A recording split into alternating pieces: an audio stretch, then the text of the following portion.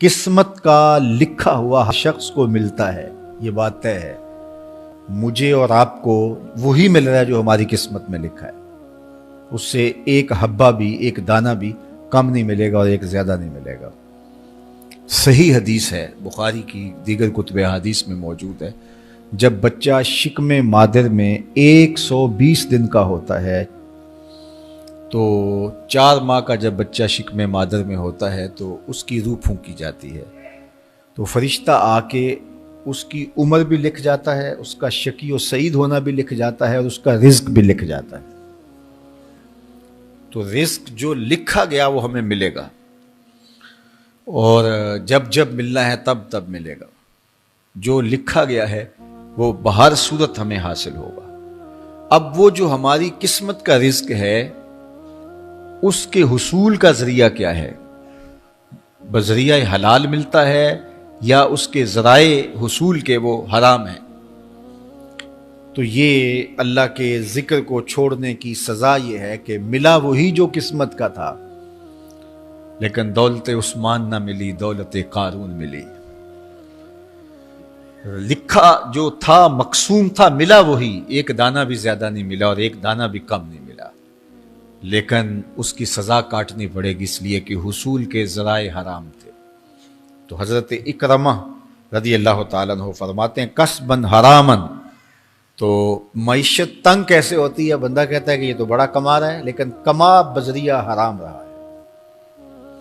اللہ اکبر۔ بعض اوقات کچھ لوگ محنت کر کے بھی حرام کماتے ہیں۔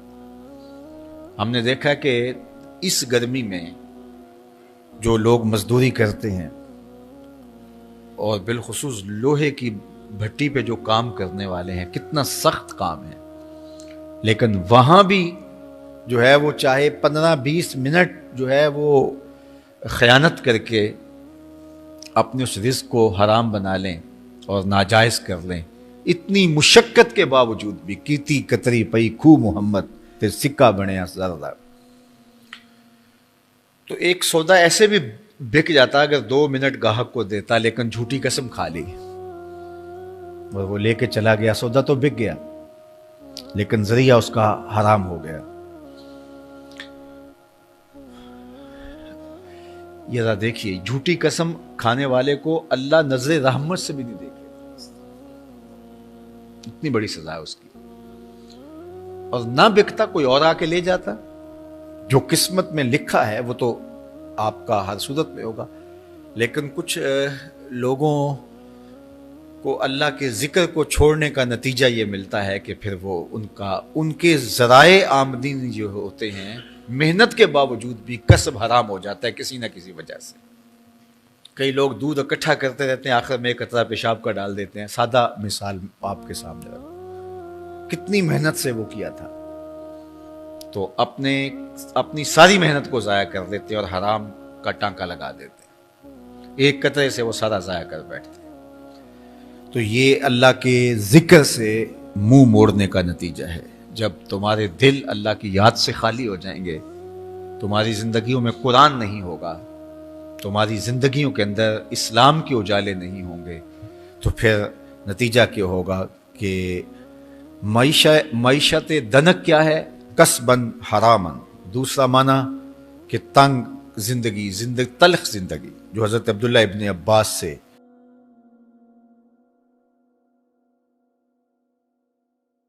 یہ امت خلیفہ بلا فصل، خلیفہ اول، امیر المومنین حضرت سیدنا ابو بکر صدیق رضی اللہ تعالیٰ عنہ کی مرہون منت ہے، ان کی احسان مند ہے۔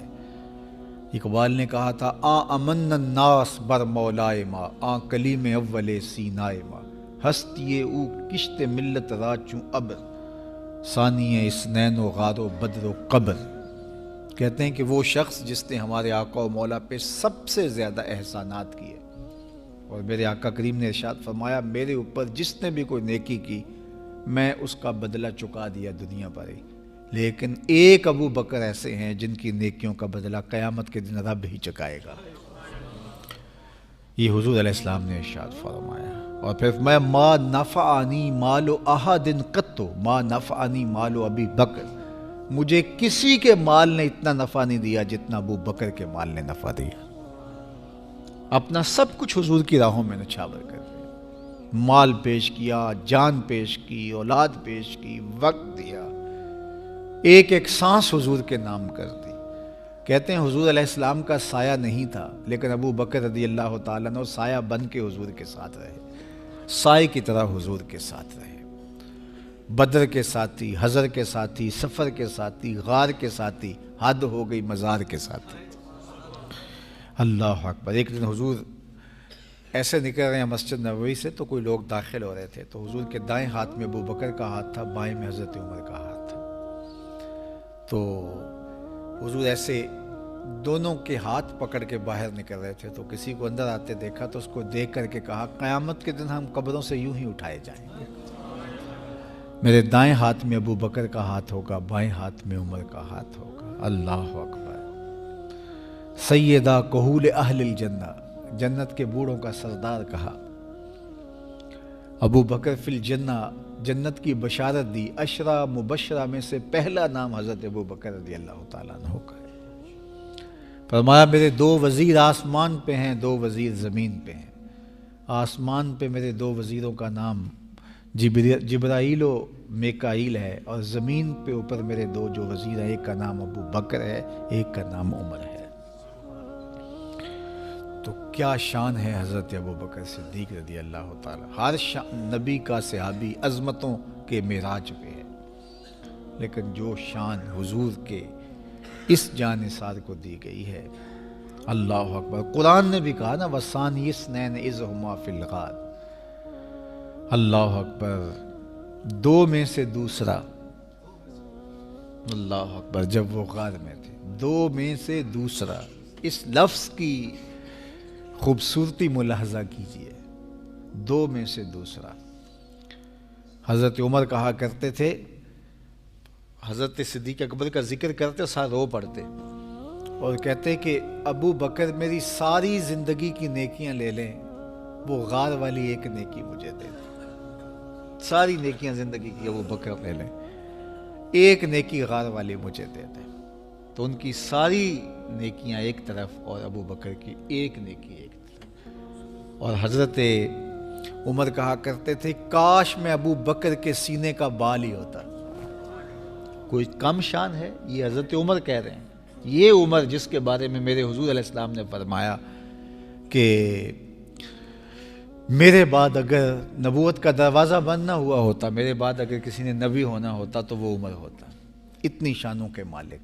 ان الشیطان یفر من ظل عمر، شیطان عمر کے سائے کو دیکھ کے بھاگ جاتا ہے. وہ عمر کہہ رہے ہیں کاش میں ابو بکر کے سینے پر ہوگا ہوا بال ہی ہوتا.